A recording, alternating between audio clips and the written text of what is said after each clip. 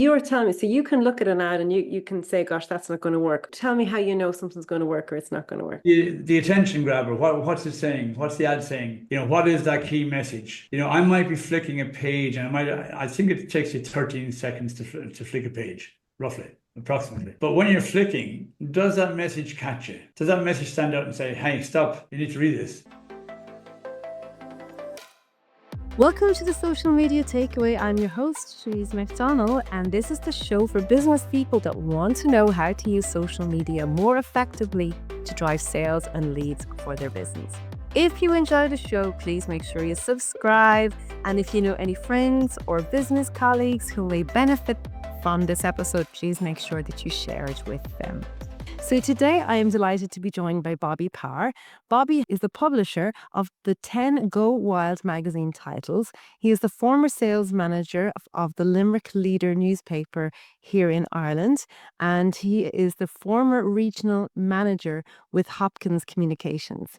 You're very welcome to the show, Bobby. Thank you very much. So, do you want to give us just maybe a brief overview of your journey and how you came to be involved in the whole world of publishing? Well, funnily enough, I got into publishing. Well, obviously, I learned a lot from the Limerick Leader when we had 5 newspaper titles a week, and that was full on action, dealing with editorial, dealing with sales, every aspect of publishing. I suppose that was the grounding for what was to come.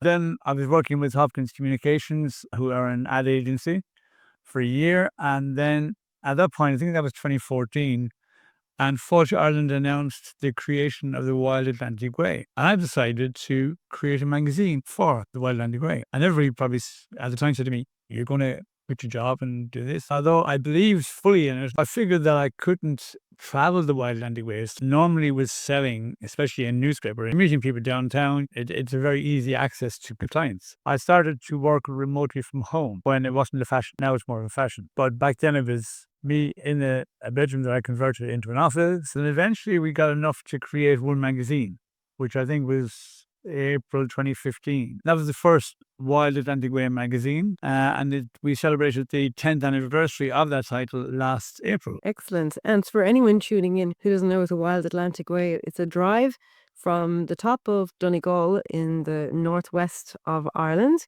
all the way down the western seaboard, and it finishes in Cork. I can say in Cork. Very good. So it is a wild and it is beautiful and it is on the Atlantic. I'm all about digital and social media. Can you tell us why getting featured in the print media is still valuable in today's digital world? There's a mix of both, Louise, in my opinion, right? And there always has been. I use digital. I have our social channels. I reckon that when I produced the first magazine, even though we probably couldn't afford to go to the level of quality that we did, I decided that was the best route to go. When people got the magazine in their hands, they can't believe what this feels. And then COVID came along and the COVID wiped that whole business model out. So I had to go on sales. And digital has not impacted our business. Digital allows me to reach more customers. It allows me to showcase stuff on our social channels that I wouldn't normally get the opportunity to do. But I suppose the success of Go Wild has been the switch off from digital. Okay, so let's switch it on its head. So for anyone tuning in, I suppose the question I'm asking is, can you tell them the benefit of being featured in the print media as opposed to digital, that it's an uninterrupted. So let's say somebody who's listening in here and they've decided, I think I'm going to try and get myself featured in a publication, whether it be a newspaper or whether that be a magazine. First of all, what are the most common mistakes people make when they're trying to pitch themselves to get featured in a magazine or in a newspaper? Well, one of the leading mistakes is, especially in design, right? I suppose with social media, you get to probably have multiple ads in one campaign and you can get multiple messages out. With print, it is refined to the space that you're booking, right? So if you've got a full page, you can probably send out 4 or 5 marketing messages, and a lot of people get misguided. I've often seen ads coming into me when I was in the newspaper. I send it back to the client. Who gave you the ad? My designer did. But that's not really a good ad for what you're trying to do. And I suppose clients need to be advised by somebody who's at the other side, whether it's a magazine, a paper, or a social media person. This is not going to reach your audience. Not having the right message in your ad. Yeah. Trying to put too many words to too many messages in the one ad so people can't figure out what it's about. Yeah. So be different. Don't be the same as everybody else. and think about what action you want the person to take when they read the ad. Yeah, I'm sure your ad to somebody who you know and trust, because they will say, "Oh, I see a mistake in that." Because nobody wants some criticism on the ad they created, but you have to look at it. The person who's looking at it is your client. They are the person you want to buy your product. So you have to take their opinion. And if they say, I think black should be white or white should be gray, then they're probably right. I would also add to that, also be careful who you ask, because sometimes your friends and your family are so biased towards you that they can't see the wood from the trees. If you can find someone and that matches the profile of who you're trying to reach, that's going to be honest with you, I think that's really good advice. Honesty is the key. It's probably the reason that I've managed to stay in Go Well for the period that I have, in that I'm very honest with people and I give them my opinion. And I might send back an ad and say, look, guys, take that back to your designer.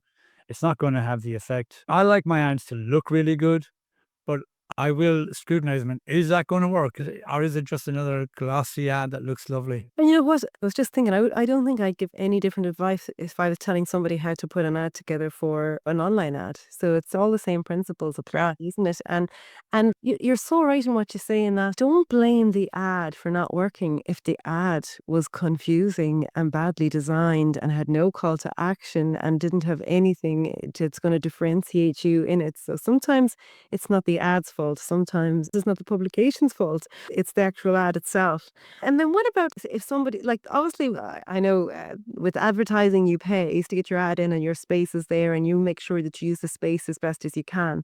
With public relations, you pray, so you're submitting a press release and you're hoping that your story is good enough that it's going to get featured in the magazine or the newspaper. So what do editors and journalists look for in a good story? Difficult one to say, especially when I was in the Limerick Leader. There's a vast amount of press releases coming every day, and they couldn't print all of them. So I think they looked for the most newsworthy press release. The opening of a new hotel or a new restaurant didn't really make it unless it was local, unless it was giving jobs. There had to be something that said, we're creating jobs, we're doing something, there's an action, right? But just saying there's a new shoe shop open. If the new shoe shop is advertising, then you can do a little piece when you're advertising and get it to more editorial. But press releases sometimes get banged out by PR companies because that's what they're paid to do.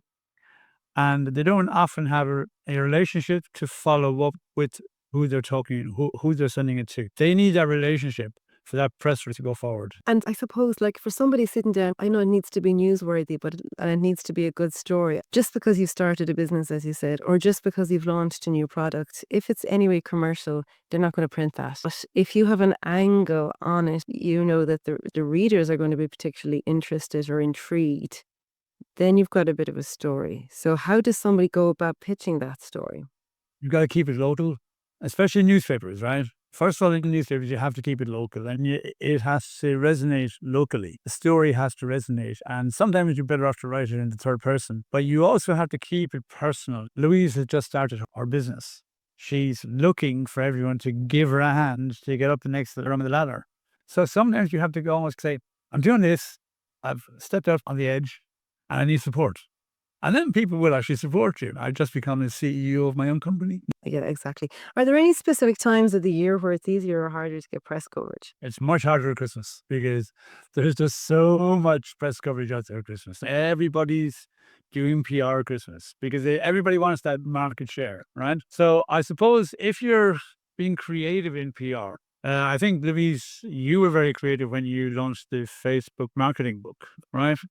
That's different. There's something different there, but you made all of that very personal to you. Whereas some people need to look at what other people are doing successfully. But I think the people like yourself who did a good job on the initial promotion, if other people look at them and kind of say, okay, what can I take from what they did and add my little piece to it, and then I have something. Very true. I always make it my business to create content on social media because very few people are creating content at that time. And it just means that if people are still like bored and checking their social media, your post has a really good opportunity of staying in the news feed for a long period of time. I remember it was a Christmas period. I was looking at posts and I was like, these posts are 3 weeks old. Obviously, they've no new content to show us. I think the time of year, if you're smart about when you pitch different things, there's going to be quieter times of the year where maybe the journalists are looking for stories. As you said, Louise, it's about people looking and thinking. Sometimes they might rush to do a press release, or they rush to do a social media. You're better off to sit back and maybe write it late in the evening and leave it and read it first thing in the morning. And then you might tweak it a bit. And then it's going to be more impactful for people. Actually, that's a really good tip. And actually, to add to that, like you could go to ChatGPT and you could say, this is who I'm pitching to. This is what I want to achieve. This is my story. And don't write it yourself. Put it into ChatGPT and say, please critique it. Critique it. That's the key. It's about giving the best version of what you want to say. And if written English isn't your strong point, well, then get the AI tools in to amplify your message, but not to replace it. I think that's really important as well. Is there social media help then get noticed by traditional print media? Have you ever seen that happen where like social media has nearly driven a story in the print? Yeah. A lot of journalists pick up on social media stories that are current, especially because I suppose there's so many people writing social media. If you think about it, in a newsroom, you probably have, just say, there was probably 20 journalists, but there's 300 people writing a story on social media. So they've heard something on their video and they're doing something, that becomes a story. Whether it's a car chase or a garter chase or whatever, it's a story. And the journalist is going to go, hey, look, that's a story. I can grab that. Otherwise, they just have to continue to be creative. So they need inspiration just as much as other people do. Yeah, exactly. And actually, even to add to the prompts to follow on, every single one of those prompts, like the International Epilepsy Day, is going to have a hashtag associated with it. So my tip to you is, even if you've done something major for that particular day, put it out in your social media even a day or two before the day, because any of the journalists that are doing research, obviously pitch it to the journalists, send it to the journalists, but then also use the hashtag, because you'll find there will be people out there searching for content relevant for that day in the days running up to it. And actually, Facebook and Instagram and TikTok and LinkedIn would generally be where we work with. But Twitter is really good because that's where journalists tend to hang out. So if you have done something and you're hoping to get some press coverage with it, hang out on Twitter, or X, I should call it. Follow the journalists, engage with them, and then maybe tag them in your article, link it back to your website. All of those things are really going to help you get featured in the press. If you've one bit of golden tip for somebody looking to get featured in a newspaper. So somebody's listening right now whose brain is on fire, coming up with ideas, thinking, this is it, I'm going to do something. What's the best tip you could give them? Ask to meet the editor. What if it's a massive publication and they're just not going to meet with you? There'll be somebody there. Ring and ask. Ring and ask. There's nothing wrong with ringing and asking. Just have the confidence to ring and ask. I ring people, and I could make, as I said, 40 calls a day. But I'm ringing people to say hello. You're just saying hello. You shouldn't be nervous about it. You're ringing to know, I have a story. This is the content of my story. Would your newspaper be interested in this story? If they say no, then you're wrong. So be it. Move on. If somebody has a pretty good story that they believe will benefit the newspaper, then I'm sure that the journalists will talk to them.